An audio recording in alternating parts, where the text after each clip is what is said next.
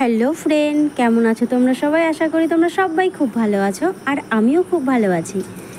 আর আজ ছিল বৃষ্টির সকাল, আর বৃষ্টির দিনে খিচুড়ি হবে না তাই কখনো হয়?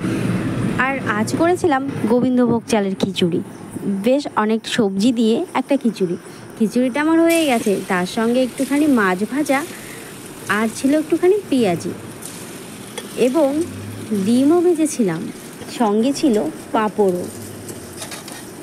এই বৃষ্টির দিনে খিচুড়ি খেতে কিন্তু দারুণ একটা মজা, আর খিচুড়িটা খেতে যা হয়েছিল না, দারুণ।